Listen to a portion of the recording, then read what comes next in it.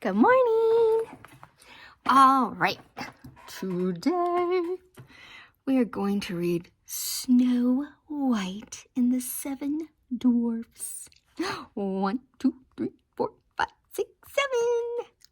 That's Doc. That's Grumpy. Maybe bashful. Anyway, Dopey. Let's go. Long ago, in a faraway kingdom, there lived a lovely princess named Snow White. That would be her. Her stepmother, the queen, was cruel and vain. She hated anyone whose beauty rivaled her own, and she watched her stepdaughter with angry, jealous eyes. Dun, dun, dun, dun. Ugh. You know what? When you're jealous, it doesn't make you very pretty, does it? No. Yucky. The queen had magic powers and owned a wondrous mirror that spoke. Every day she stood before it and asked, "Magic mirror on the wall, who's the fairest of them all?" And every day the mirror answered, "You are the fairest of all, O queen, the fairest our eyes have ever seen." As time passed, Snow White grew more and more beautiful, and the queen grew more and more envious. So she forced the princess to dress in rags and work in the kitchen from dawn to dusk.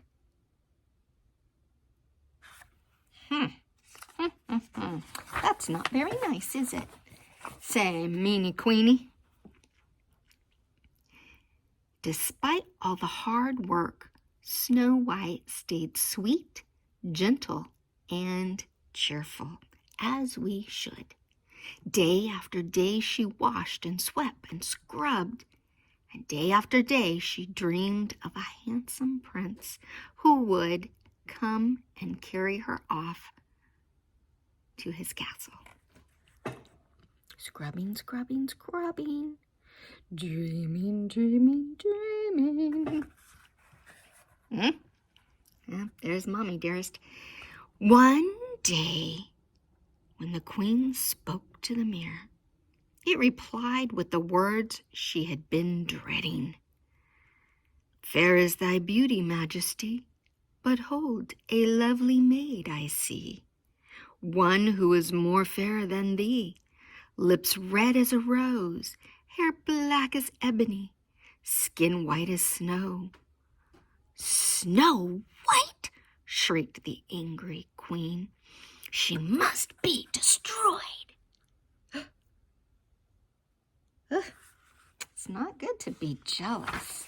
You should be happy being who you are. The queen sent for her huntsman. "Take Snow White deep into the forest," she said, "and there, my faithful one, kill her." The unhappy man begged the queen to be merciful, but she would not be persuaded. "Remember my magic powers," she warned. "Obey me, or you and your family will suffer." See, that's why she's not as pretty. It's not the looks, it's the attitude. The next day, Snow White, never suspecting that she was in danger, went off with the huntsman. When they were deep in the woods, the huntsman drew his knife. Then suddenly he fell to his knees. "I can't kill you," he sobbed. "Forgive me, sweet princess. It was the queen who ordered this wicked deed." See, he didn't want to do it because Snow White was really, really sweet. Plus, it's not nice to just kill somebody. Yuck. The queen queen?" gasped Snow White. "She's mad with jealousy," said the huntsman. "She'll stop at nothing to destroy you. Quick, run away and don't come back. I'll lie to the queen. Now go, run, save yourself." Frightened, Snow White fled through the woods. Tangled branches tore at her clothes. Sharp twigs snatched her arms and legs. Strange eyes stared from the shadows. Danger lurked everywhere. Snow White ran on and on. Ah!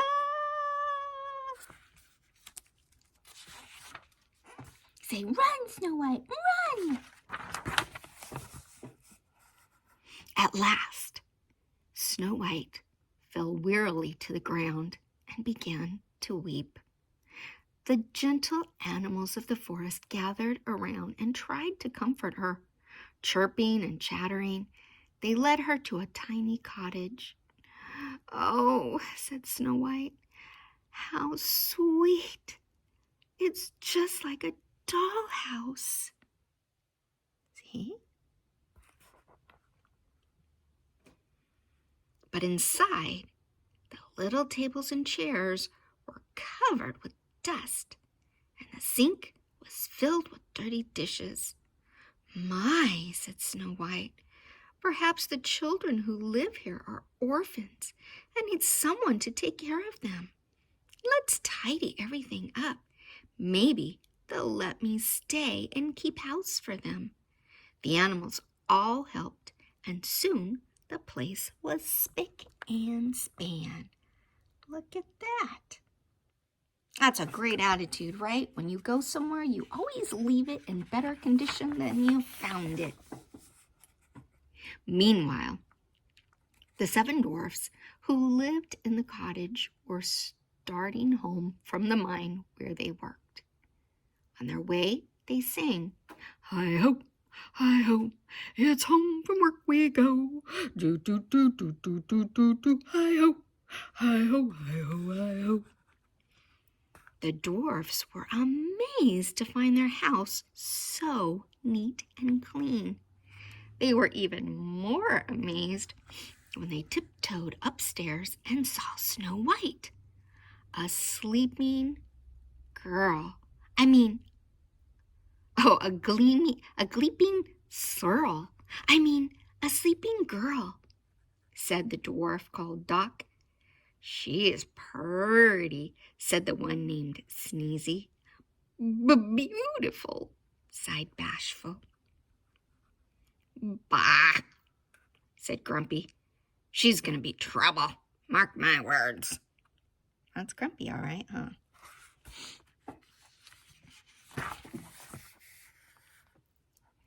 Snow White woke up with a start.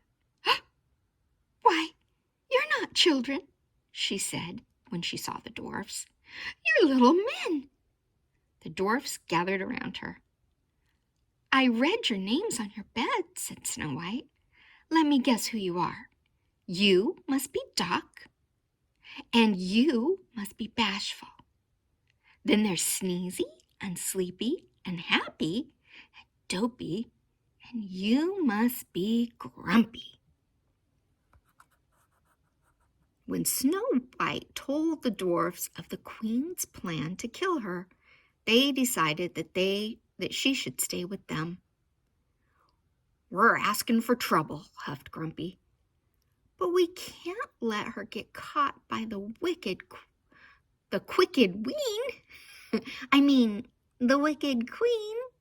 said Doc. The others all agreed.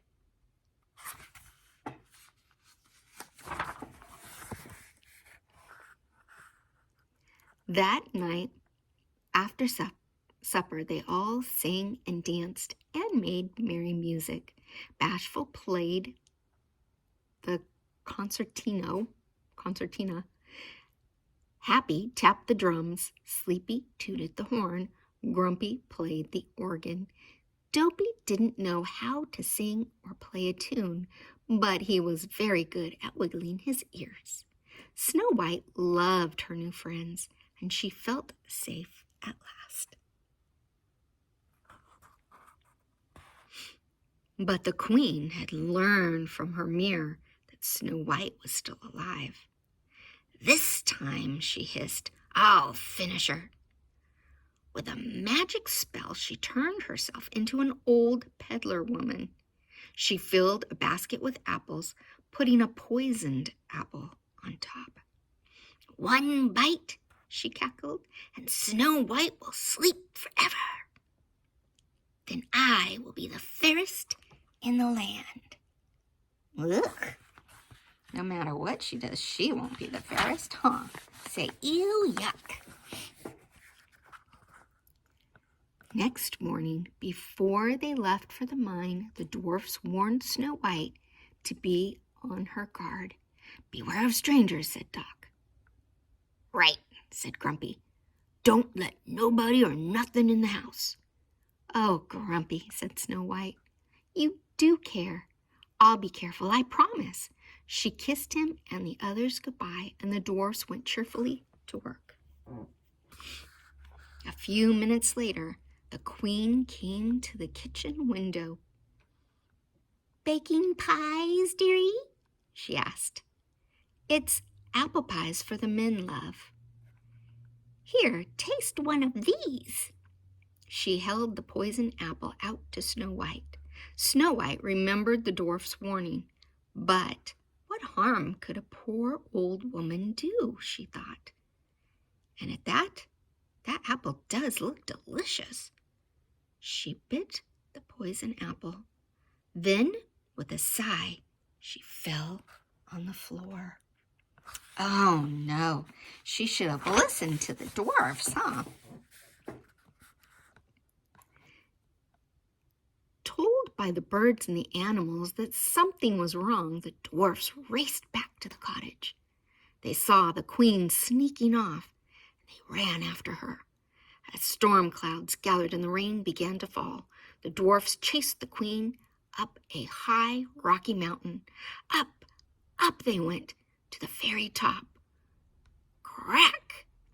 There was a flash of lightning, and the evil queen fell to her doom below. Ah! Kerplunk! But it was too late for Snow White. She was so beautiful, even in death, that the dwarfs could not bear to part with her. They built her a coffin of glass and gold, and day and night they kept watch over their beloved princess.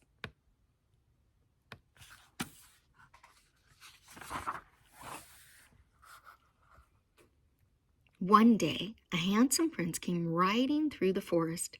As soon as he saw Snow White, he fell in love with her. Kneeling by the coffin, he kissed her. Snow White sat up, blinked her eyes, and smiled. The prince's kiss had broken the evil spell. As the dwarfs danced and with joy, the prince carried Snow White off to his castle, where they lived happily ever after. Well, see, evil just does not win in the end, right? Always make sure you're kind to everyone, and don't be jealous. Be happy for others, because that will make you just as good looking as the princess or the prince. Love you.